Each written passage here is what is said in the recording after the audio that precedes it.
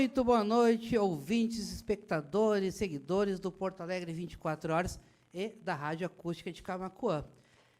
Professor, primeira vez na vida, professor, que eu espero um general sem ficar 3 horas no sol, fazendo continência, sabe, e não fiz um desmaio. A primeira vez, professor, entendeu?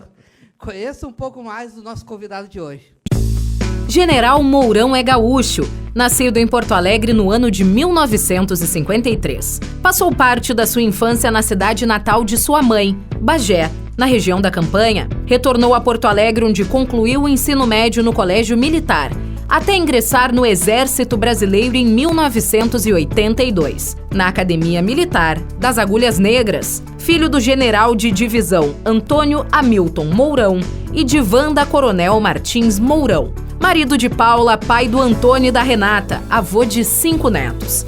Atualmente, vice-presidente da República eleito e candidato ao Senado pelo Partido Republicanos. Quem passa pelo raio-x de hoje é Hamilton Mourão.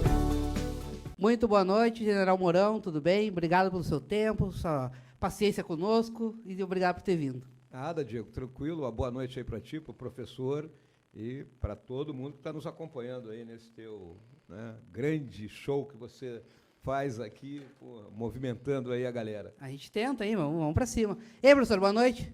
Boa noite, Diego, tudo bem? Tudo ótimo, só o Inter que não me ajuda, mas o resto tá tranquilo. Não nos ajuda. Em segundo lugar, Não, Diego, mas pô, quer melhor? Pô. É que nem minha mulher, só me ilude. Só me ilude. Que isso, rapaz, o Inter vai longe, hein? Professor, pode começar, professor. Já dá boa noite também, não deu boa noite, tá mal-humorado hoje? O que houve? Não, boa noite, boa noite. Boa noite, candidato. Vamos começar. O tema do Senado é um tema relevante, é uma eleição que a população não está muito acostumada. É importante discutir bastante o papel do senador. O Senado representa os estados, temos uma eleição singular, ou seja, uma eleição, apenas uma vaga em disputa. E o dono da cadeira saiu fora, hein? Vamos falar isso aí. Eu gosto de lembrar disso. Tem uns que vieram aqui antes já caíram. Isso. E, enfim, é uma eleição que se discute também muito o papel mesmo de o que o senador pode fazer para colaborar também com a unidade federativa a qual ele representa. O senhor é candidato ao Senado, imagino que o senhor defenda a instituição Senado, a permanência da instituição. Por outro lado, ela é muito criticada também por não estar exercendo, por exercer um papel de corte revisora.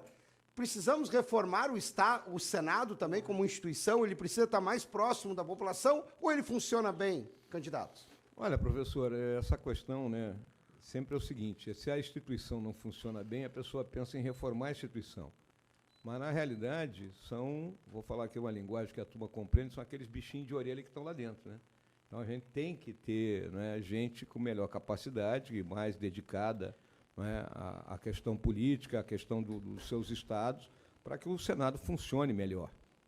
Eu acho que é importante que as pessoas compreendam que o equilíbrio entre a federação ele é dado exatamente pelo Senado, porque na Câmara de Deputados a representação é de acordo com a população de cada estado. Então, óbvio que aqueles estados que são mais populosos, ele tem uma representação maior, mesmo havendo um número mínimo de deputados e um número máximo por cada estado. O Senado, não. Todos os estados, por menor que sejam, pega lá uma Alagoas, que é pequenininha, ele tem 3 senadores, o Amazonas, que tem 1 milhão de quilômetros quadrados, também tem 3. Então, eu acho que isso é fundamental para o sistema federativo que nós vivemos. Agora, quem está lá dentro do Senado tem que fazer o seu trabalho. Muito bem. Candidato, estou te chamando de candidato, mas o senhor é vice-presidente. Gostaria de lhe ouvir também, eu já lhe ouvi falando sobre isso em outras entrevistas, mas é importante também para o nosso ouvinte. Por que não uma nova candidatura à vice-presidência? O senhor participou de uma chapa que foi vencedora no pleito passado. Bem, esse foi um acerto que nós fizemos, o presidente Bolsonaro e eu, muito claramente em cima daquilo que nós consideramos que foi um capital político que foi construído por mim, ao longo aí da minha carreira militar, e mais nesses 4 anos como vice-presidente, que aí é importante que eu tive uma exposição nacional, diariamente. E o presidente compreendeu que nós tínhamos que aproveitar esse meu capital político e, obviamente, o caminho seria o Senado, e o Senado pelo Rio Grande do Sul, para que a gente aumentasse a nossa bancada e a nossa capacidade de ter uma negociação mais eficiente dentro do parlamento. Já o senhor tocou na minha próxima pergunta. E por que o Rio Grande do Sul? O senhor é gaúcho, por óbvio, mas como militar, mais de 4 décadas exercendo o serviço militar em unidades diferentes da federação. Por que o Rio Grande do Sul? Por que o seu estado natal? O Rio Grande do Sul, eu considero, né, o lugar onde a disputa, né, seria travada em cima de ideias, seria uma disputa, vamos dizer assim, mais mostrando a realidade da política, né, pela qualidade até dos meus opositores ou dos outros candidatos, vamos dizer assim, que estão aqui.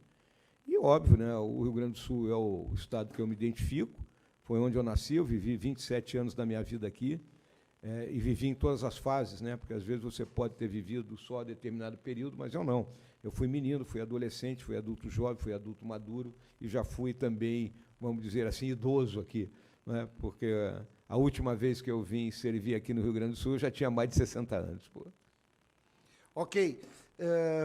Essas perguntas iniciais, antes da gente entrar mesmo na sua proposta como senador, como candidato ao Senado, são perguntas que também ajudam o nosso ouvinte a entender, conhecer um pouquinho melhor o senhor. Também uma das questões que o senhor mencionou é a questão da importância da instituição.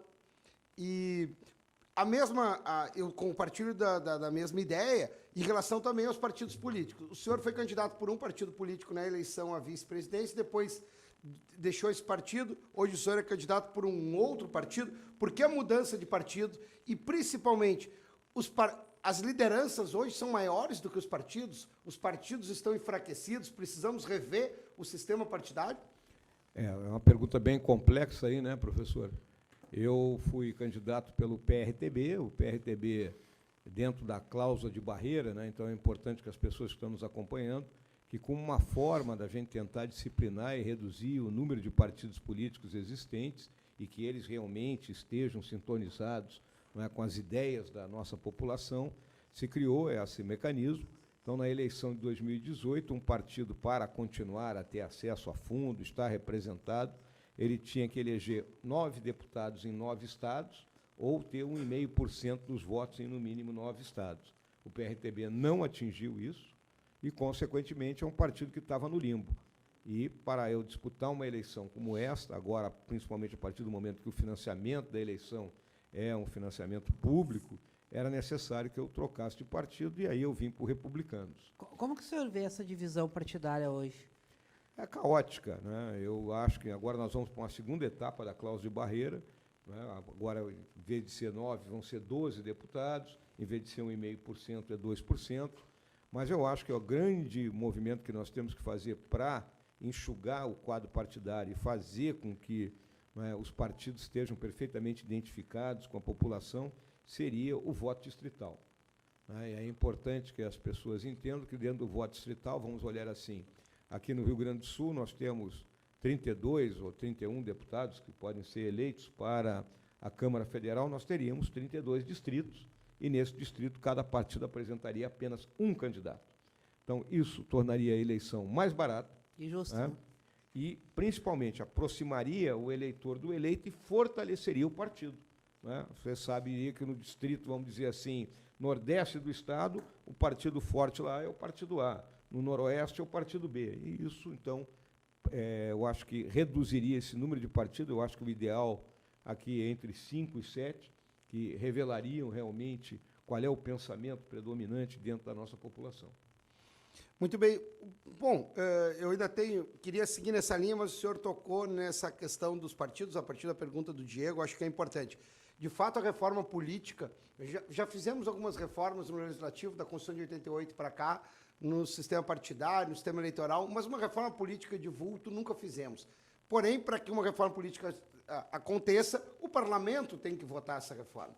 O senhor entende que essa reforma não se deu, a própria mudança no tipo do voto, do proporcional para o distrital, o próprio Senado é uma votação majoritária de único turno, a população tem dificuldade de entender. Se a população não entende as regras do jogo, fica difícil até dela participar mais efetivamente. Temos que fazer uma reforma política, é importante que seja feita uma reforma política nesse país. É uma das suas bandeiras? Eu acho importante, né? Hoje não acho ela 100% prioritária, né? Nós temos outras prioridades, principalmente elencadas aí com a questão de equilíbrio fiscal, de produtividade, então são questões econômicas, né, que são problemas mais prementes da nossa população. Mas a reforma política ela é importantíssima e, na minha visão, ela teria que até, né, a gente teria que discutir esse assunto, não ser obra única e exclusiva do parlamento, mas talvez submetida, né, a um plebiscito, a uma votação por parte da população. Ok. Professor, o primeiro que é a favor de um plebiscito que veio aqui com sua entrevista, hein? Isso. Ontem, é isso mesmo. O senhor já fez uma manifestação quanto à questão da participação da população. A gente não tem isso. O senhor sabe melhor do que eu.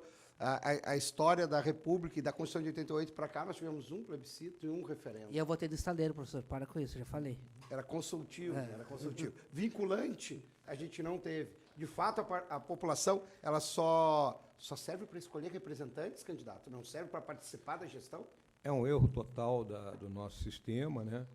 Eu acompanho muito isso aí. Eu, por exemplo, eu sou francamente partidário a um instituto que existe nos Estados Unidos da América, muito elencado com a questão do voto distrital, que é o recall. Né? Então, lá, o que acontece? E é uma primeira coisa que tem que ficar claro para todo mundo. O mandato não é do parlamentar, o mandato é do povo que o elegeu. Se o parlamentar diz que vai fazer A, B, C, D, e chega na Câmara, ou chega no Senado, ou chega na Assembleia Legislativa, e faz totalmente diferente, essa população pode dizer o seguinte: olha, me dá meu mandato de voto que nós vamos botar outro cara no teu lugar que faça aquilo que a gente quer. Então, eu acho que isso é importantíssimo, porque aí a participação popular vai mudar de ser essa questão de a cada 4 anos tu comparece na urna, digita um númerozinho e depois fica reclamando que o cara não está fazendo aquilo que ele prometeu fazer. Mas, candidato, desde a redemocratização no Brasil, nossa democracia ela é jovem. E eu faço a pergunta para todo mundo: você acha que a nossa democracia funcionou ou funciona? Olha, nós temos um problema sério no Brasil, que é o patrimonialismo. Isso não é de hoje, isso vem, né, de tempos até da colônia, né, onde as pessoas que têm acesso ao Estado, elas acham que o Estado é delas. Né? Então, é uma questão muito simples. Quem tem acesso a dinheiro público, vive do dinheiro público, não quer largar esse osso em hipótese alguma. Eu acho que esse é o grande problema que afeta o nosso sistema democrático, é esse patrimonialismo, a pessoa usar o Estado para si mesmo. Muito bem. Sim, o senhor tem toda a razão, o patrimonialismo ainda é um mal que assola esse país, ainda está enraizado na cultura desse país da administração pública. Mas, voltando, então, à questão das instituições, os partidos não deveriam formar quadros? O senhor é um militar, o senhor teve uma carreira e teve formação. Quando a gente olha para os partidos políticos e olha os cargos em comissão, a composição de ministérios, composição de primeiro escalão, será que são quadros preparados para a administração pública? O que eu mais ouço é: poxa, entrei na administração pública, tem que fazer licitação, está tudo engessado, concurso, a iniciativa privada é mais ágil. E eu me pergunto, mas será que essas pessoas que hoje ingressaram na administração pública não tiveram formação de quadros, partidos, não têm responsabilidade sobre isso? Porque, viu, professor, na minha visão ainda existe, quando assume um governo, muita gente que vem de fora da administração pública para ocupar aqueles que são chamados cargos de confiança, né?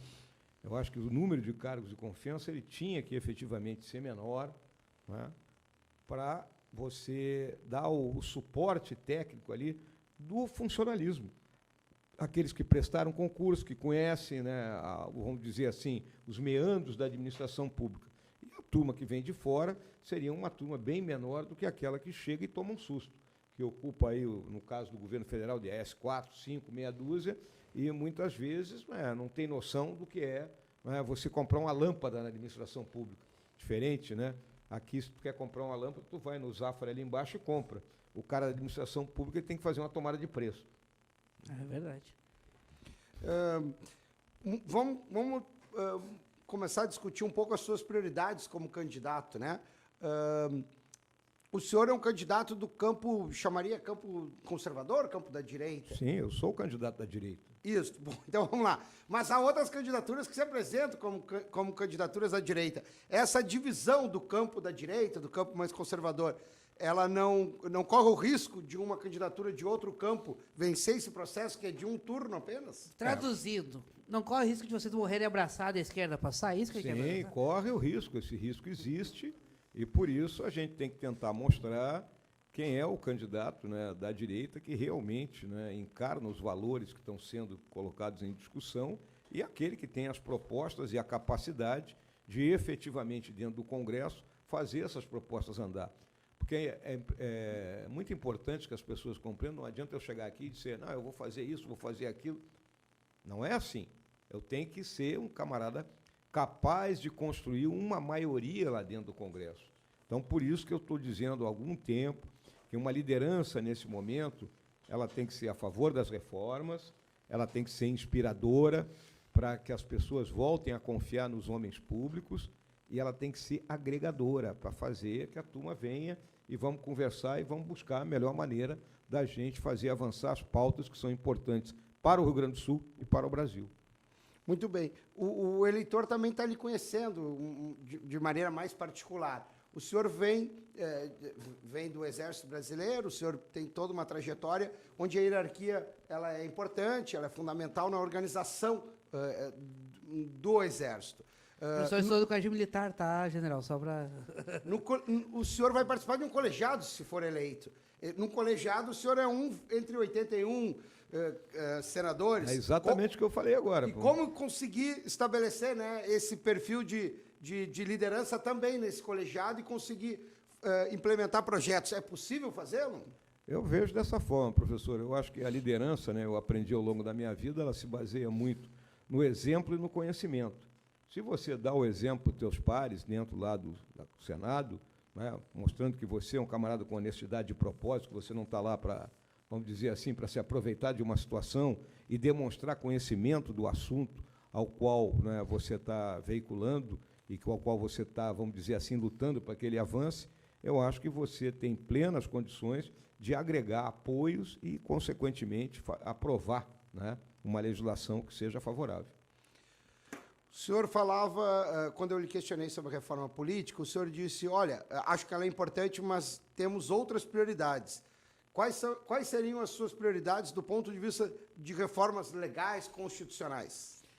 Olha, hoje nós temos duas reformas que são fundamentais. Uma é a reforma administrativa, que é fundamental para que o Estado brasileiro atinja, né, uma situação de solvência e de equilíbrio fiscal. Nós temos hoje um Estado que é inchado, um Estado que ele cobra muito e entrega pouco, não porque ele não deseja entregar, mas pelos custos que ele tem. Então, a reforma administrativa, que é uma reorganização, vamos dizer, do Estado, com mais digitalização, com menos burocracia, né, com você podendo transferir funcionários de um setor para outro, sem o cara dizer, mas eu fiz concurso para A e agora você está me colocando para trabalhar em B, coisa que qualquer empresa privada você faz. Né? Aqui na tua empresa, se tu tiver que botar o cara ali para... Não, eu só estou no computador. Não, agora tu vai manejar a câmera. O cara vai manejar a câmera. O Pita até dirige. Até dirige, pois é.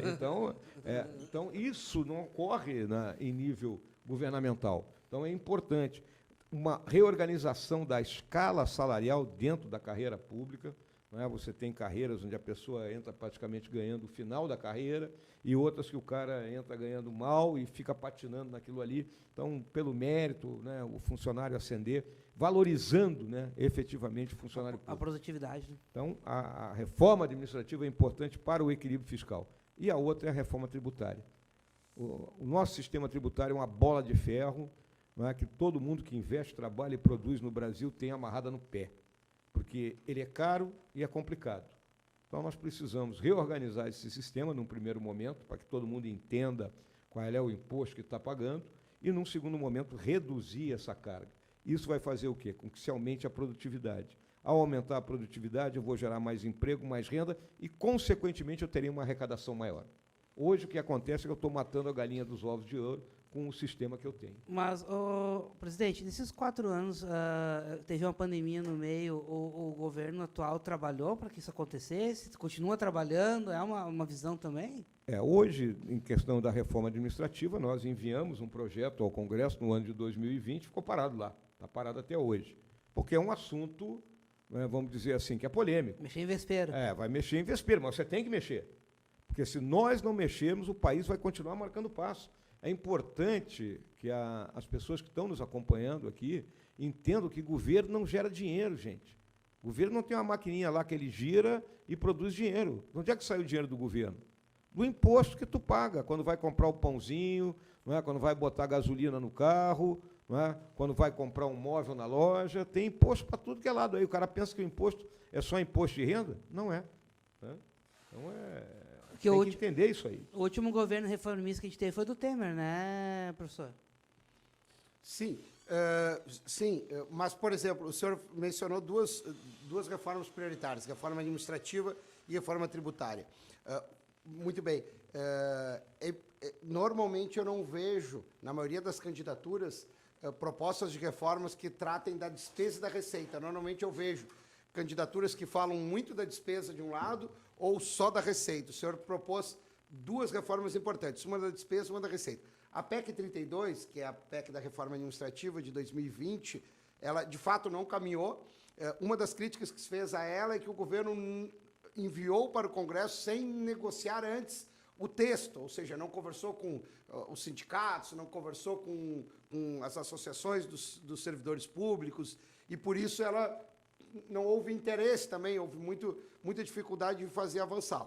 Do ponto de vista da reforma tributária, queria lhe ouvir um pouquinho mais sobre essa questão, porque nós vemos hoje propostas colocadas na pauta a respeito de imposto único no âmbito da União, mas é importante que essas reformas passem por uma discussão com a população também, ou elas carecem de legitimidade quando chegam no Congresso? Talvez isso tenha feito que a 32 não tenha avançado.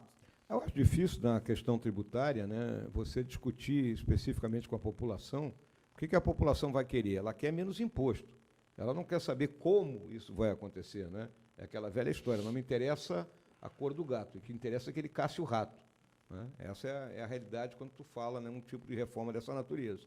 Agora, hoje o que acontece? Nós temos um projeto que está no Senado, que é do ex-deputado Raul, tem um projeto que está na Câmara, que é do Bernardo Api, e tem o nosso projeto.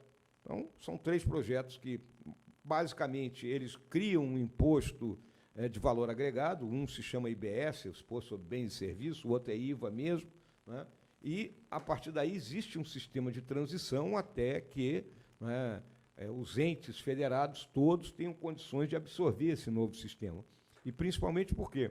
Porque o imposto esse de valor agregado ele será cobrado no destino, né, que é uma discussão hoje. Porque hoje, quando você fala de ICMS, ele é um imposto que vai acumulando, aí você... Não, eu paguei 17% aqui, mas esse insumo que eu estou utilizando, agora vou mandar para Santa Catarina, lá vai me reduzir em 17%. Então, é uma confusão, uma complicação que termina, muitas vezes, a pessoa não sabendo o que tem que pagar, ou pagando errado, ou, muitas vezes, sendo multado, né, porque não fez o pagamento de forma correta. Então, a gente precisa reorganizar.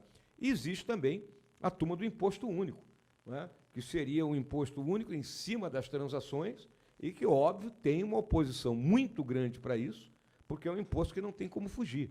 Aí a turma diz assim, não, mas aí todo mundo vai trabalhar só em dinheiro vivo. Claro, o cara tem que sacar o dinheiro do banco, em algum momento ele vai pagar esse imposto, e não teria mais imposto nenhum.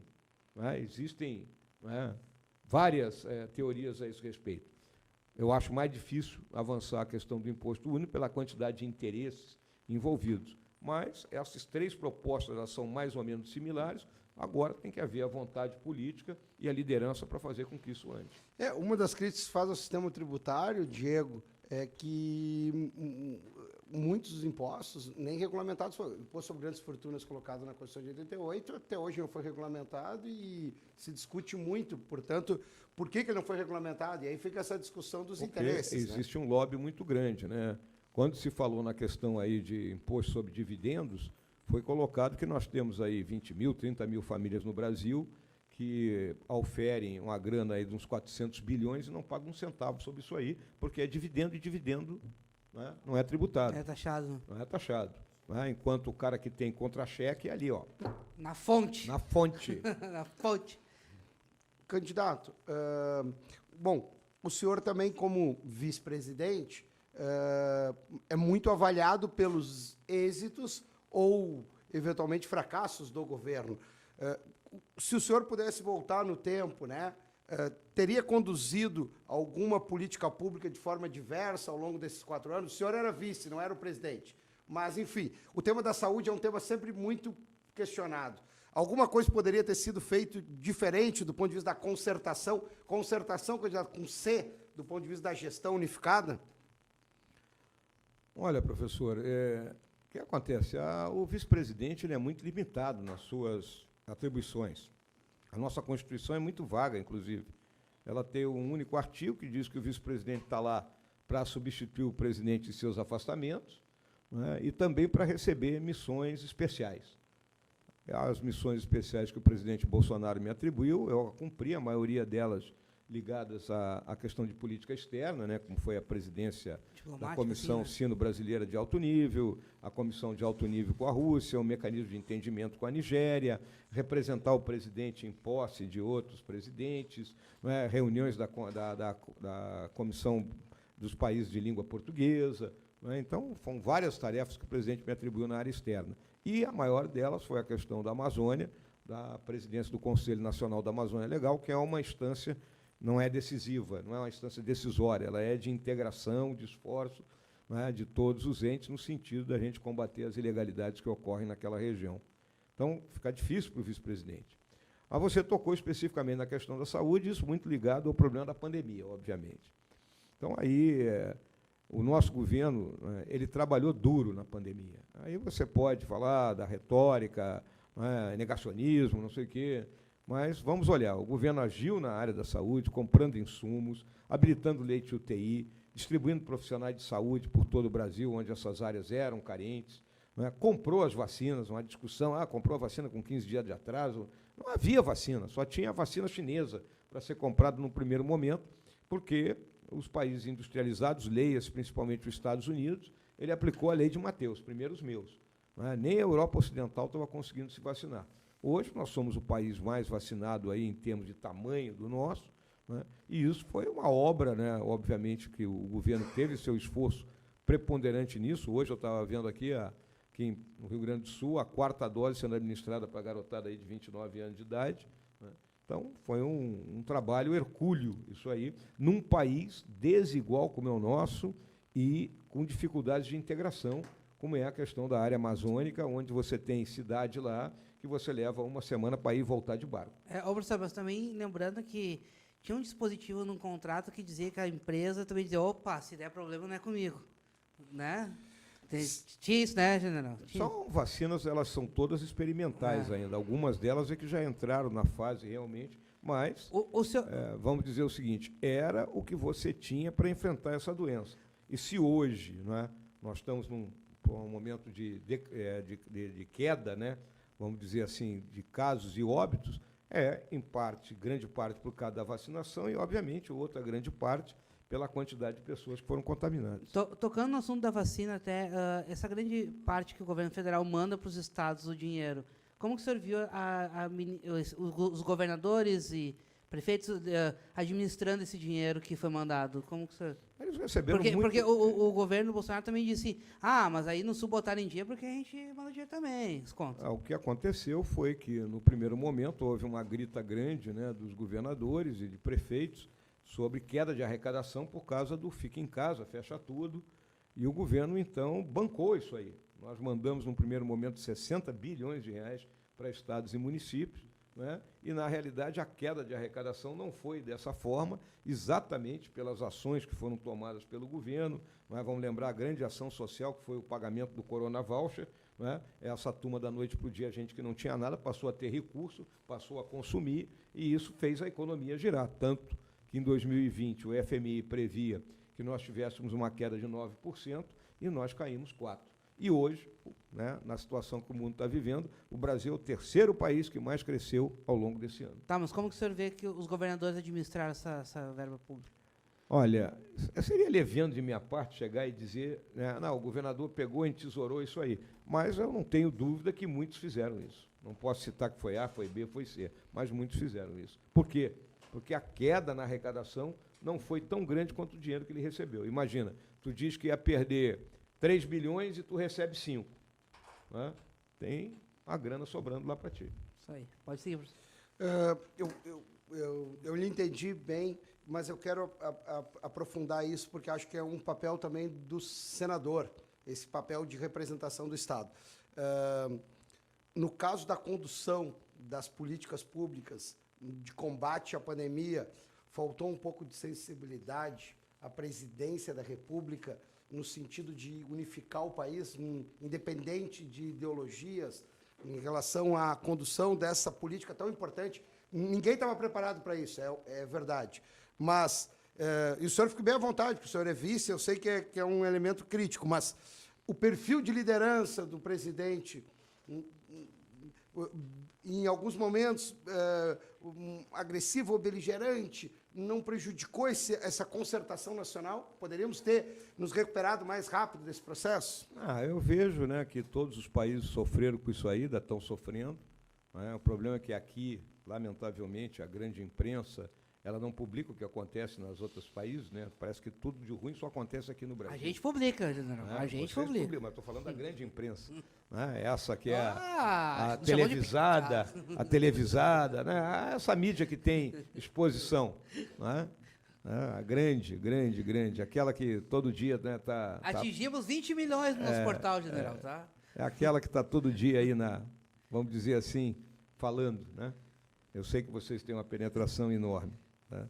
Então, nesse momento aí, houve uma politização, né? Uma politização muito grande. Se buscou explorar o combate à pandemia como uma forma de enfraquecer o governo, né? E, realmente, nenhum governo enfrentou uma situação como essa anteriormente. Né? Isso foi uma situação difícil.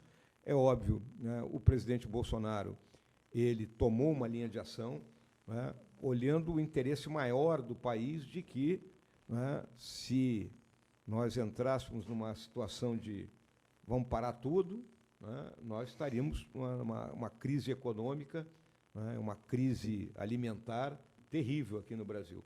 Então, o presidente procurou enfrentar isso, chamou para ele essa briga, e eu volto a lembrar também, é muito difícil você centralizar combate a uma pandemia como essa num país desigual como o nosso. O Brasil são 5 países diferentes em um, e cada região tem suas diferenças. Professor, vamos para um intervalo e já voltamos, que tá bacana, tá bacana. Vamos. É uma presença de honra aqui hoje. Então, já voltamos. Iniciando a Rádio Acústica FM. Olá, muito bom dia!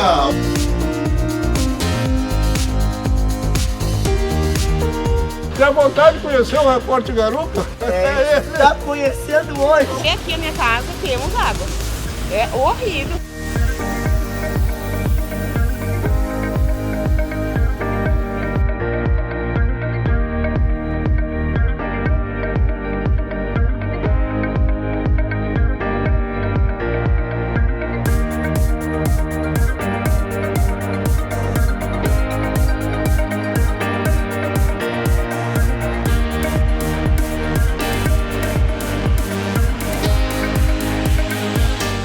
Vejo essa bola toda também.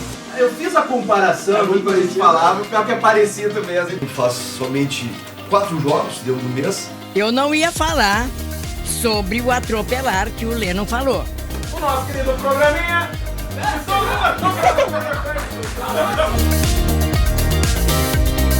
Abrindo aí a sequência de músicas. Pra você ligado aí na tarde do 97, uma ótima tarde pra você.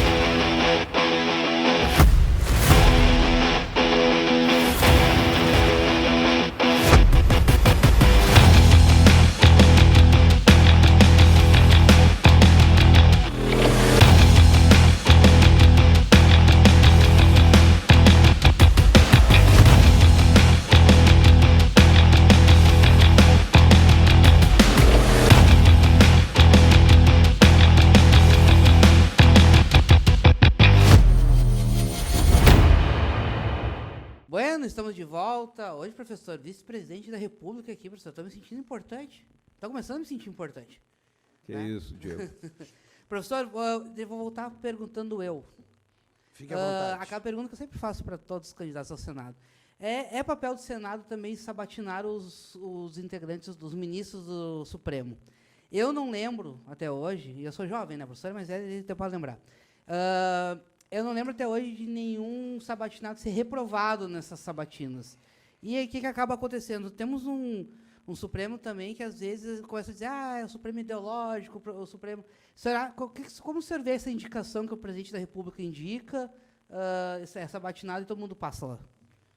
O processo é correto, né? O processo ele é claro. O Executivo indica e o Legislativo, né, aprova, né, dentro, vamos dizer aqui, dessa sabatina que tem que ser feita. Nós tivemos casos aí, como, né, o próprio Alexandre Moraes, né? Alexandre Moraes, no momento da sabatina dele, foi levantado que ele tinha não lembro agora se era um livro ou um trabalho de conclusão aí, que era plágio, né? E isso ficou mas passou. E como, então? Pois é, passou. Por quê?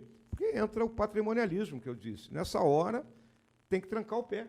Eu acho que o caso mais emblemático que nós tivemos agora foi quando o presidente indicou o André Mendonça, que o Alcolumbre, que era o presidente da Comissão de Constituição e Justiça, sentou em cima e ficou 4 meses ignorando até que colocou, né, o nome para ser sabatinado. Mas reprovação realmente não ocorre. E eu acho que é importante que o Senado assuma essa sua responsabilidade, né, e se prepare efetivamente para uma sabatina de um magistrado, sempre lembrando, né, que esse homem ou essa mulher vai ocupar um cargo que define a vida de muita gente, num país como o nosso, onde, como tudo é matéria constitucional, tudo termina no STF. Tá, e como que o senhor vê a atuação do Alexandre de Moraes, que, agora, no caso dos empresários, ele investigou, ele consultou, ele julgou e ele mandou apreender? Eu, de algum tempo, venho acompanhando o trabalho do ministro Alexandre, né? Acho que ele rompeu aquilo que é o devido processo legal, né? Acho que a classe jurídica deveria realmente fazer um protesto veemente contra isso, porque ele avocou todas as funções dentro do judiciário para ele mesmo, além de, nos primeiros casos que são ligados àquele inquérito que eu chamo do fim do mundo, que é o tal inquérito das fake news, ele é ofendido. Imagina que maravilha, eu te ofendo, e aí agora tu vai investigar, chama a polícia, investiga aí, eu vou te denunciar e eu vou julgar. Olha que maravilha. Olha o poder que o camarada tem. Então, está totalmente fora do que é o arcabouço constitucional, e eu sempre lembro que, em 1215, os barões ingleses se reuniram para cercear o poder do rei João, o famoso João Sem Terra, que era irmão do Ricardo Coração de Leão, né? E aí criaram aquele documento, que é o embrião de todas as constituições modernas que nós temos, que é a Carta Magna. E a Carta Magna, no artigo 39, o que é que ela dizia? O devido processo legal. Ou seja, com, vamos dizer, compartimentação entre cada fase desse processo. Por muito menos, o doutor Sérgio Moro foi julgado imparcial. Muito menos. Professor, o senhor fala muito aqui nas sabatinas que o judiciário tem que ser provocado, né? E, nesse caso, o Alexandre não foi provocado. Sim, a questão do equilíbrio entre os poderes é um tema que, nesses últimos anos, ele merece uma atenção. A gente, claramente, está tendo problemas nessas relações entre legislativo, judiciário e executivo. Isso, no tocante ao STF, veio muito à tona.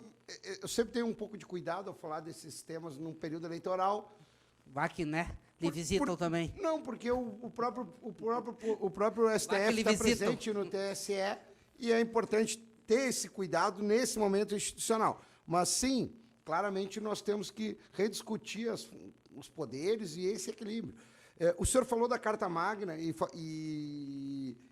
do surgimento dos direitos, o senhor mencionou a questão da segurança jurídica, mas eu lhe ouvi muitas vezes, esses direitos, né, são o berço do que veio a ser o liberalismo depois, liberdade, igualdade formal, segurança jurídica, direito à vida, propriedade, enfim. Mas eu lhe ouvi muitas vezes falando também, e agora mesmo o senhor falou há pouco, reconhecendo que o Brasil é um país desigual. E a desigualdade, ela vai além da desigualdade formal, tem a desigualdade material, falta de saúde, falta de alimentação, falta de educação. O Rio Grande do Sul mesmo vem passando por uma situação delicada. Os indicadores socioeconômicos do Rio Grande do Sul hoje nos envergonham. Nos envergonham. Não são os mesmos de quando eu era criança, quando o senhor também foi jovem e estudou aqui. Como senador, é possível fazer uma luta para que o Estado do Rio Grande do Sul também volte a ter indicadores socioeconômicos de referência, seja de novo protagonista, como já foi no passado? E o que o Senado, o que a função do senador pode contribuir nesse processo, como também alguém que, de alguma forma, negocia com o próprio Executivo Federal e projetos, alterações legais, enfim, recursos orçamentários? Esse é um papel do Senado? É um papel do senador? Professor, o que acontece, né? Esse desequilíbrio, essa desigualdade, ela se traduz muito em cima, vamos dizer assim, de problemas de má gestão, problemas de incompetência, problemas de corrupção e da forma como o orçamento foi dilapidado, seja no nível federal, seja aqui no nosso Estado. Nós tivemos governos aqui que, pura e simplesmente, dilapidaram o orçamento e deixaram uma dívida para os seguintes pagarem. Se vira aí. Paga lá. Paga lá. É importante, né, que as pessoas compreendam, eu já falei aqui há um pouco tempo atrás, aqui no nosso espaço, da questão de que o governo não produz dinheiro. Então, quando a gente fala em reposição salarial do funcionalismo, essas coisas todas, né, o funcionalismo tem que compreender o limite disso aí. Né, porque como é que o governo pode dar um aumento de salário se ele não tem um aumento consistente de arrecadação? É onde sai o recurso dele. Então, é importante que as pessoas compreendam que aquele parodiando, atribuem até ao Milton Friedman essa frase, que não tem almoço grátis. Né? E isso foi o que aconteceu aqui no Brasil, né? Tanto em nível federal como nível aqui do Rio Grande do Sul. Então, nós precisamos reconquistar, né, esse controle orçamentário para que a gente tenha condições de entregar aquilo que é responsabilidade do governo. Né? O governo se meteu a ser empresário, a ter empresa, só deu prejuízo com essas empresas todas, né? A empresa virou um cabide de emprego para A, para B, para C. Né? Então, essas coisas todas levaram à situação que, no nível federal, hoje, de cada R$100 arrecadado, 93 são despesa obrigatória e 65 é pagamento de salário. Sobra R$7 para o governo custear suas atividades e para investir. Então, é muito pouco. E a gente sabe que aqui no Rio Grande do Sul a situação é idêntica também, ou até pior, é um estado que está no regime de recuperação fiscal, já é a terceira renegociação de dívida que nós temos e que a gente precisa, então, mudar essa correlação de forças. E, óbvio, existe uma discussão muito grande, né, professor, sobre a questão do nosso federalismo, que é um federalismo às avessas. Né? Não é possível que o prefeito, o governador, fiquem tudo dependente de Brasília. Baixo guarda-chuva, né? Então, é aquela história, quem tem o dinheiro tem o poder. Então, fica controlando as instâncias federativas. Então, na realidade, nós temos que ter uma redistribuição das responsabilidades e da redistribuição do recurso. E como o senhor vê essa discussão sobre o acordo de recuperação fiscal? O senhor tem candidato aqui no Rio Grande do Sul claramente colocado, e ele tem uma posição a respeito disso também. O senhor concorda com essa posição? O senhor entende que o Rio Grande do Sul está caminhando corretamente? Ou era a única solução?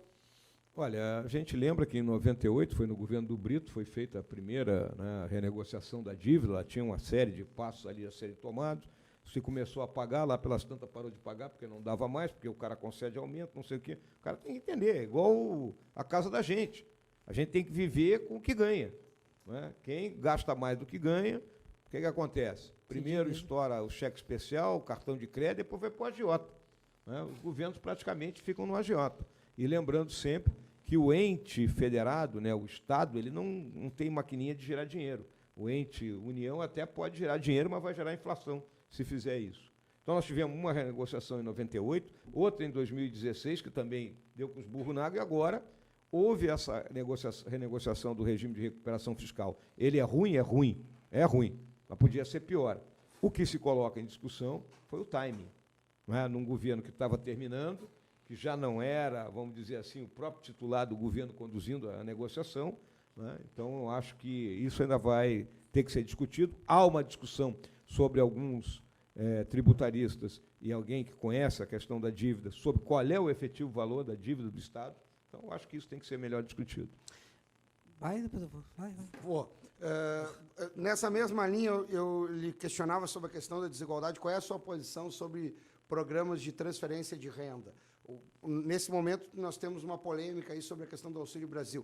O valor que está sendo pago hoje, qual a previsão orçamentária, que valor será pago ano que vem, depende da eleição presidencial também. Há um cenário aí nebuloso. Mas qual é a sua posição sobre isso, se eleito senador?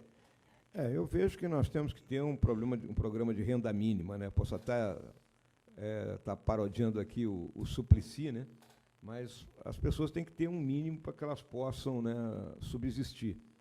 É uma situação complicada, né? Nós não conseguimos gerar emprego na quantidade necessária para que haja esse pleno emprego, né? Temos pessoas que já naturalmente vivem em situação de desvantagem, seja por problema de doença, etc. e tal, que precisam do apoio do Estado. Então, o Estado ele tem que ser capaz de dar esse apoio, mas não precisa estar centralizado em Brasília. Imagina o cara lá em Brasília ter que centralizar o apoio a 60 milhões, 70 milhões de pessoas. Acaba havendo pagamentos indevidos, desperdício de recursos. Eu acho que isso tem que ser melhor dividido com os entes federados, né? E, principalmente, né, existem outros programas de transferência de renda que são importantes, que, por exemplo, alunos carentes em universidade, né? Não adianta eu criar um sistema de cota na universidade pública e vai o aluno lá estudar, mas ele não tem dinheiro para pagar a passagem, ele não tem dinheiro para pagar a comida, ele não tem dinheiro para pagar os livros. Então, deveria ter uma renda para esse aluno até o 2º, 3º ano, vamos dizer assim, quando ele pudesse ter condições de ter um estágio remunerado e, a partir daí, ele começar a andar com os próprios passos. Então, existe muito espaço para a gente discutir isso aí.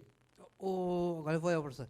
O senhor é de um partido, Republicanos, né, que ele é um partido ligado à bancada evangélica, né, e a gente sabe essas discussões que geram na bancada evangélica, principalmente. E a questão do aborto, como que o senhor vê ela?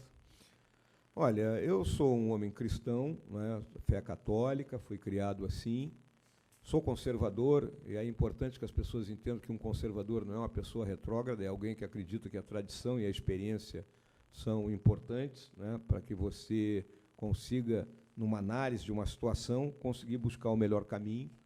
O conservador também ele se caracteriza por entender a natureza humana, né? A esquerda, por exemplo, que não é conservadora, ela quer sempre criar um novo homem, né? Ela não entende que nós, seres humanos, temos as nossas imperfeições, cada um com a sua, né? E também entendemos o lugar de Deus.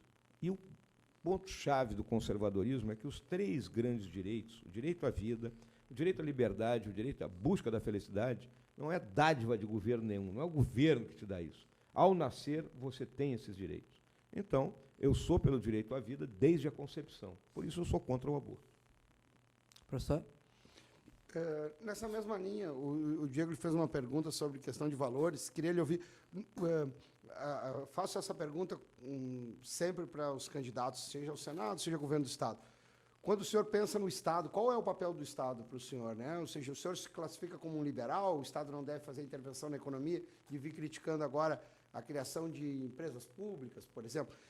Como o senhor enxerga o papel do Estado? Ou seja, quais são as funções primordiais do Estado? O Estado tem vamos dizer assim, 2 vias de acesso, né, que ele tem que percorrer. Uma via de acesso é a via de acesso das questões sociais, onde tem que orientar a questão da saúde, a questão da educação, a questão da segurança / defesa. São responsabilidades do Estado perante a sua população e para isso que a população escolhe ter um Estado, né? E a outra é a produtividade, o Estado permitir que os empreendedores, os produtores, os trabalhadores, né, encontrem o melhor ambiente possível para exercer a sua atividade profissional. E aí o Estado tem que ser o indutor do crescimento e não um criador de casos. O Estado não pode ser um criador de casos, aquele que nada pode, né? Muito pelo contrário. E nessa questão toda, né, o Estado, ele é que tem que provar que você está errado, e não você provar que está certo. Nessa mesma linha, candidato, queria lhe ouvir também sobre um tema que a imprensa discute muito. Nós tivemos, acho que uma alteração importante do ponto de vista das candidaturas no último ciclo, acho que nos 2 últimos ciclos eleitorais, muitos candidatos vieram das Forças Armadas. Normalmente, nós não víamos o senhor mesmo como candidato à vice-presidência. Ou seja, nós não víamos essa presença de maneira tão marcante. Isso, às vezes, é explorado pela imprensa de maneira absolutamente diversa. Qual é o papel das Forças Armadas? Qual é o papel das Forças Armadas dentro do Estado? É o papel constitucional? Papel constitucional. As Forças Armadas estão muito bem caracterizadas as suas tarefas no artigo 142, como instituições nacionais permanentes, organizadas com base na hierarquia da disciplina, sob a autoridade suprema do Presidente da República e tendo como missão a defesa da pátria, a garantia dos poderes constitucionais e, por iniciativa de qualquer um destes, da lei e da ordem. Observem essas 3 missões. É importante que vocês tenham noção de que nós temos 4 objetivos nacionais permanentes: a integridade do nosso território, a integridade do patrimônio, a democracia e a paz social. Então, olhem as missões. Defesa da pátria é a integridade do território e a integridade do patrimônio. Garantia dos poderes constitucionais é democracia. E garantia da lei e da ordem é a paz social. Professor, eu queria fazer uma pergunta antes, até porque o meu médico está aqui nesse recinto, o doutor Eduardo Trindade. O papel do IP hoje, como que o senhor vê o IP ali, que está todo endividado, né? Estão pagando pouco, né, professor? Estão pagando pouco, né? Estão pagando. E como é que o senhor vê o papel do IP hoje aqui também? Olha, Diego, eu fui gestor de plano de saúde, fui gestor do Fundo de Saúde do Exército. E aí as pessoas... Fundex? O Fusex. Ah, peguei um dinheirinho lá. Pegou um dinheirinho lá, o Fusex. O Fundo de Saúde, né, o setor da saúde, ele tem 4 atores, todos com as suas necessidades. Então, o doutor Trindade está ali, ele sabe disso, que é o paciente, o médico, o hospital e o plano de saúde. Então, não é um setor simples. É um setor onde a tecnologia ela não barateia custos, ela encarece os custos. E existe a chamada inflação médica pelas pesquisas que são feitas por um remédio novo. Aí o cara diz assim, não, agora o remédio que vai curar o câncer é a pílula de não sei das quantas, e o cara, não, eu quero isso aí, daí essa discussão que teve agora sobre procedimentos, né, que podem ser pagos, que procedimento que não pode ser pago, aí a gritaria do plano de saúde, porque ele não vai conseguir arcar com aquilo. Então, é um setor extremamente complicado, né, não é simples. E aí, o nosso instituto aqui, o IP, né, ele traz, né, vamos dizer assim, um passivo, são os esqueletos. Né. Eu, quando assumi o Fundo de Saúde do Exército, nós éramos cheios de esqueleto. Porque o cara vai fazendo conta, vai fazendo dívida, e daqui a pouco, né, não sabem fazer auditoria. Né, a auditoria de contas médicas é um troço importante. Já ouviu falar nisso aí? Não, é. Tu sabe que quando morre um cara no hospital, tu tem que estar lá em cima, fazer uma auditoria B, porque a conta do morto é igual incêndio em quartel. Só vai colocando tudo lá dentro, pô. Então, essas coisas, os planos têm... Então, já morreu, me dá essa gestão aqui, né? Então, é uma questão de gestão. Tem que haver uma gestão, não é? Usar os equipamentos, a tecnologia da informação, a inteligência artificial. Por exemplo, eu, quando era gestor no Fundo de Saúde, nós criamos a nossa tecnologia, a nossa parte de controle. Eu, do meu computador, eu sabia todos os gastos que estavam sendo feitos diariamente, e quando eu via que algo estava em algum descompasso, eu já acionava, né, o responsável por aquilo ali. Então, tem que haver uma gestão muito forte. Professor. Eu quero voltar àquela questão do papel do Estado. Assim, um dos debates, aqui no Rio Grande do Sul, esse debate, o senhor sabe, ele é muito delicado. No Brasil também, que é o debate sobre as privatizações.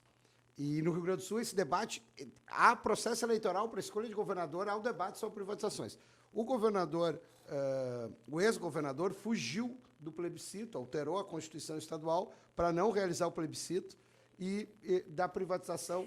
Eu falei ontem que ele ia passar nos pila. Eu falei para ele, não vai passar nos pila, mas isso aí. Isso, ele deixou em aberto que o Banrisul, ou seja. Mas, enfim, o governo federal também anunciou no início lá de 2019 um programa grande de privatizações, acabou não se realizando. Claro, questão da pandemia provavelmente tenha dificultado um pouco esse processo. Mas acabou que o grande programa de privatizações não decolou. Mas qual é a sua posição especificamente sobre 3 instituições? Caixa Econômica Federal, Banco do Brasil e Petrobras. Olha, hoje eu vejo que essas 3 instituições especificamente, né, elas não têm problema de gestão, elas estão dando lucro. Né? Petrobras, então, nem se fala. O problema da Petrobras foi a gestão anterior, lá do governo do Partido dos Trabalhadores, que dilapidou a empresa, deixou com uma dívida brutal. Né? O próprio Banco do Brasil, hoje, ele é praticamente uma SA. Né? Ele não é mais uma instituição 100% controlada pelo governo. A Caixa é que é mais, mas a Caixa hoje é uma instituição, não é, extremamente sólida. O que eu posso dizer para todo mundo, né, olhando o que eu via dentro do governo federal, né, nós temos hoje em torno de 420 empresas que são ou diretamente ou indiretamente controladas ou têm participação acionária. Dessas 420, 80 e tantos são participações direta e indireta. E participação direta são 43. Com todo o trabalho que foi feito no governo, designando gente capacitada, sem estar metida em corrupção, né, dessas 43, 19 são deficitárias. Ano passado, o Tesouro teve que botar 24,5 bilhões de reais nessas empresas. Imagina 24,5 bilhões de reais para investimento, né, vamos lá, duplicação da 290, Porto de Arroio de Sal e outras coisas que a gente fica reclamando aqui. Então, por isso que a privatização é necessária. A gente não pode arcar com uma empresa que não dá lucro, né? Essa é uma realidade. Porque quem paga somos todos nós.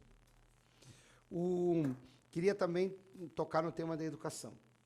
Eu fiz uma pergunta mais genérica sobre a questão dos indicadores sociais aqui no Rio Grande do Sul e as suas fragilidades hoje, mas o tema da educação é um tema que nos preocupa muito, porque o Rio Grande do Sul já foi protagonista, hoje ele é recordista de evasão no ensino médio, de indicadores terríveis também no tocante ao ensino médio, especificamente, mas também com problemas no ensino fundamental e no ensino infantil. O senhor estudou em colégio militar, em escolas militares, se discute muito... Também, professor, tu também. Eu também. Claro. E o colégio militar sempre foi uma escola de referência, vou falar então também. O colégio militar sempre foi uma escola de referência, mas o colégio militar sempre teve um orçamento, professores concursados, bem remunerados, enfim, o senhor sabe do que eu estou falando. Não é a realidade do ensino público em geral. O que podemos fazer e qual o seu papel como senador para que a educação no Brasil, no Rio Grande do Sul, possa recuperar indicadores, porque um jovem mal educado vai ter dificuldade de conseguir trabalho, vai ter dificuldade de gerar renda, enfim, é um ciclo vicioso. Temos que investir mais pesado na questão da educação, é só uma questão de gestão, também é uma questão de recurso, enfim. Queria lhe ouvir um pouco sobre o tema da educação. Essa questão da educação é extremamente sensível, porque o futuro do Brasil está nela, né? Isso não é um chavão, não é uma palavra comum aqui. Nós estamos nesse século XXI, é a era da economia do conhecimento. Se nós não temos uma mão de obra qualificada, né, nós vamos ficar marcando passo. Volta e meia eu vou a determinados lugares aí que as pessoas reclamam que não conseguem contratar gente porque não tem gente qualificada. Hoje, o brasileiro médio estuda 7 anos e meio, o americano 12 e o europeu 13. Ou seja, há uma evasão da escola. Então, nós temos que fixar, né, a criança ou adolescente na escola, por programas, né, que permitam essa permanência. Nós estamos numa inversão da curva demográfica. Nós estamos tendo um país com mais gente de idade do que gente nascendo. Para que vocês tenham uma ideia, no ano de 2005, 30 milhões de crianças e adolescentes ingressaram no sistema público. No ano de 2020, foram 22 milhões. O que eu quero caracterizar com isso aí? Que o recurso que existe hoje para a educação, ele terá menos crianças e adolescentes para trabalhar.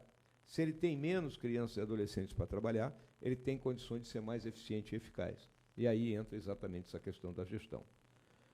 Não adianta mais ficar investindo em cimento e tijolo, construindo escola para cá ou para lá.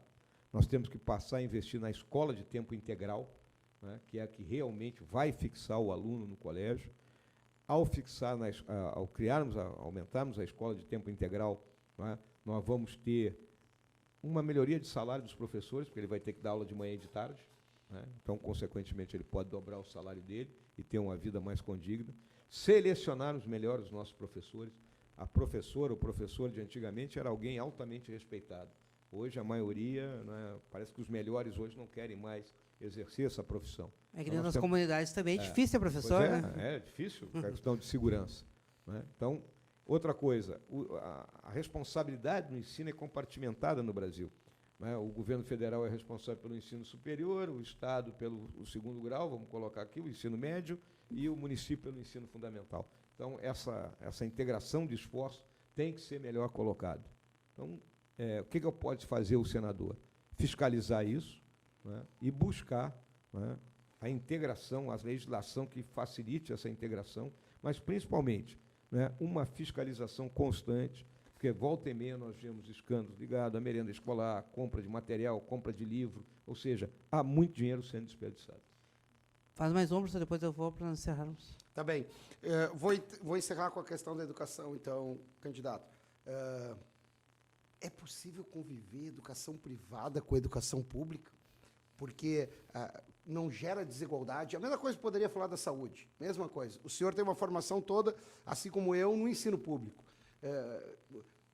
A formação da educação, não estou nem discutindo a questão do monopólio, estou discutindo. É preciso que a educação pública tenha uma qualidade maior para que eu não gere uma desigualdade a partir de quem tem dinheiro para comprar a educação privada ou quem tem dinheiro para comprar a saúde privada? Essa questão, né, veio procurando, em vez de se investir efetivamente na gestão da educação, né, e voltar a que a educação pública tivesse a qualidade que teve de outras épocas, né, porque, assim como eu estudei no Colégio Militar, antes eu estudei em escola pública. Né, no Rio de Janeiro, quando eu cheguei, eu fui estudar lá numa escolinha lá dentro do Forte São João, lá no Rio. Tá, lá existe até hoje a Escola Estácio de Sá, e dali eu saí para fazer o meu concurso de admissão para o Colégio Militar. Né? Idem. A minha professora era a dona Maria Nilza, são aquelas coisas que você não esquece jamais, quem era a tua professora, como é que funcionava o processo. Então, nós nos perdemos esse processo. Né? E sempre houve essa questão. Agora, o governo, né, se discutiu há algum tempo a questão do voucher, né? Você dá um voucher para a pessoa, ela matricula onde quiser, o filho dela seria, vamos dizer, bancado pelo governo a presença da criança, do adolescente numa escola privada. É uma discussão que já houve aí, em vez de você, né, jogar uma quantidade de recursos na mão de gente que termina por desperdiçar esse recurso. Então, há muita discussão nisso aí. Eu vejo que nós temos que fazer todo o esforço possível no sentido de recuperar a qualidade do ensino público. E aí eu vou colocar um tema aqui que é espinhoso, mas eu dou minha cara a tapa nisso aí. Não é? Porque nós temos que investir efetivamente, o Estado brasileiro tem que investir efetivamente em cima do ensino, desde a entrada na creche até chegar no ensino médio, que é o momento onde a pessoa mais recebe conhecimento e mais aprende. Nós gastamos muito recurso com o ensino universitário. Né? E aí, eu coloquei outro dia, numa entrevista, o problema do pagamento de mensalidade nas universidades públicas. Aí isso é um tema polêmico e tem que ser discutido sem paixões. Ou seja, aquela pessoa que ingressa na universidade pública e pode, né, pagar, vai pagar um X lá, não é igual a uma universidade privada, mas vai pagar, assegurando a partir daí uma autonomia efetiva à universidade pública. Hoje a autonomia é entre aspas, porque ela depende em tudo do governo federal. De modo que a fundação da universidade possa prestar serviço, aquele recurso arrecadado esteja na mão do reitor da universidade, essas mensalidades estejam na mão do reitor da universidade, de modo que a universidade tenha condições de se desenvolver. E o aluno que é carente, ele, obviamente, ele não vai pagar. Isso aí. Presidente. Tema espinhoso. Pode sentar o dedo aí no velho Mourão, mas a gente tem que discutir esse assunto. E aí, professor, concorda, discorda? Não, o tema, de fato, ele é um tema polêmico. Eu acho que esse debate tem que acontecer. Eu tenho uma posição contrária em relação ao pagamento de mensalidade na universidade pública, mas não tenho nenhum problema em fazer esse debate. E concordo que o ensino infantil, o ensino fundamental, o ensino médio devem ser priorizados. Evidente, devem ser priorizados. A questão que eu levantava para o candidato era exatamente o que se modificou ao longo desse percurso histórico. Por que o ensino privado passou a ser referência quando antes o ensino público era referência? É possível voltar a ter um ensino público de referência? Essa é a questão que eu estou colocando. Eu vejo isso aí, professor, nessa questão da inversão da curva demográfica. É um problema sério que nós estamos enfrentando, porque nós somos um país que não chegamos à riqueza, né? Paramos na renda média e estamos diminuindo a nossa população. Tá? Mas, por outro lado, essa queda da população, ela pode beneficiar o ensino público a partir do momento em que nós teremos mais recursos para menos gente. General, então, para nós encerrarmos aqui, aconteceu um fato agora no último mês, que foi a morte da Rainha Elizabeth. E o presidente Bolsonaro vai ter que ir lá, né, prestar as condolências.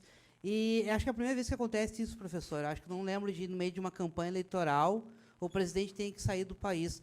Normalmente, o senhor teria que assumir o cargo, e agora a lei diz que o senhor não pode, tem que se afastar. Como é que funciona? Desde abril, né, qualquer afastamento do presidente Bolsonaro, tanto eu como o Arthur Lira, que é candidato à reeleição como deputado e é o terceiro na linha sucessória, né, temos que nos afastar do país. Essa viagem do presidente estava precificada já há algum tempo, porque ele ia a Nova York, como vai, para a abertura da Assembleia Geral das Nações Unidas, na terça-feira, dia 20, que é um dia emblemático para nós aqui no Rio Grande do Sul. Então, já estava precificado. O que vai acontecer agora, com a partida dele no sábado à noite, eu tenho que adiantar em 24 horas a minha viagem, que é ao Peru, mas com uma programação muito eficaz, eficiente, não é um passeio, muito pelo contrário. Eu vou me agora que eu entendi, o senhor vai ter que viajar também. Tenho que viajar. Eu e o Arthur Lira. Tá, quem é que fica no comando? Tá que nem a Viamão ali, que não tem... É o Pacheco. Que nem Viamão ali, que não tem comando de ninguém. É o Pacheco. Viamão tá assim, Viamão tá assim, não tem ninguém que manda lá.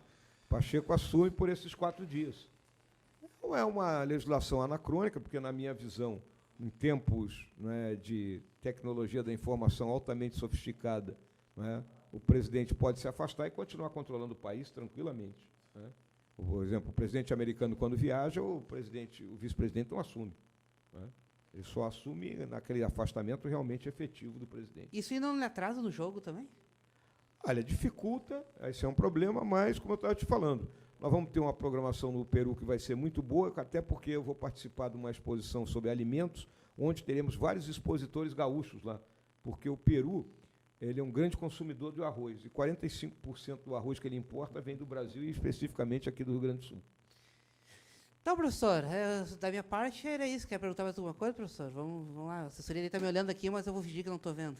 Quer perguntar mais alguma coisa? Faço uma última pergunta, então, só para a gente encerrar. Lhe ouvi falando sobre a necessidade de revisar, reformar, reexaminar as isenções fiscais. O senhor sempre foi... eu ouvi mais de uma vez o senhor falando sobre isso. Esse é um tema também espinhoso. Esse é um tema que se faz política pública com isso de forma meio nebulosa e não tão transparente. Qual é a sua proposta a respeito desse aspecto aí? Olha, professor, hoje nós temos 370 bilhões de reais por ano de isenção fiscal.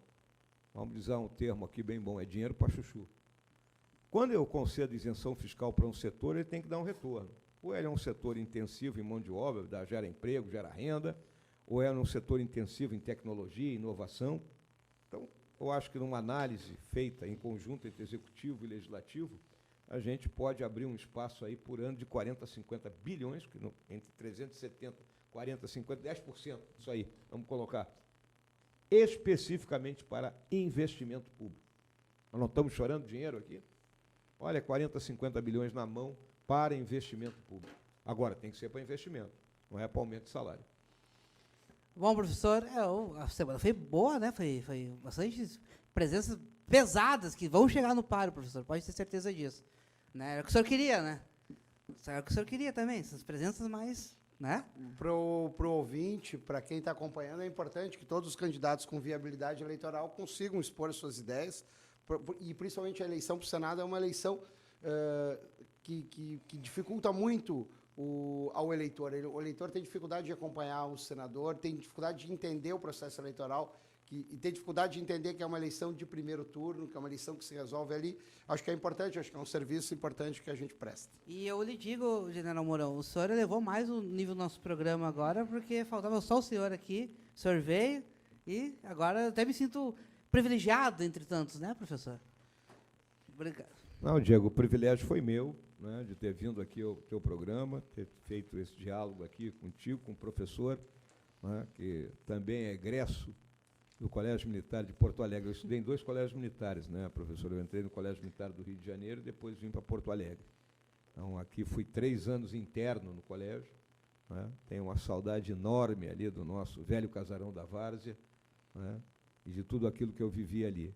Então, somos irmãos, né, do Zum Zaravalhopum, né, e muito bom. Muito obrigado aí por essa oportunidade da gente conversar. Então tá, pessoal, voltamos semana que vem. Professor, semana que vem aqueles pessoalzinho na esquerda, sabe? Edgar ali, eu quero ver. Vou apertar bom. também. É bom, é bom, é bom. Então tá, pessoal, até semana que vem. Iniciando a Rádio Acústica FM. Olá, muito bom dia!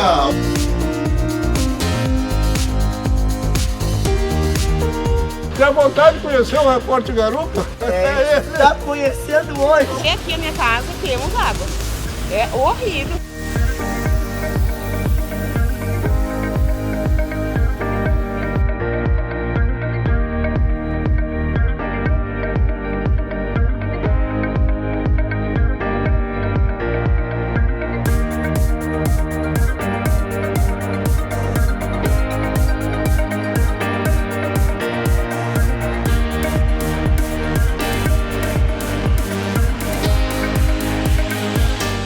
Vejo essa bola toda também. Eu fiz a comparação aqui que a gente falava, pior que é parecido mesmo. Eu faço somente 4 jogos dentro do mês. Eu não ia falar sobre o atropelar que o Lennon falou. O nosso querido programinha.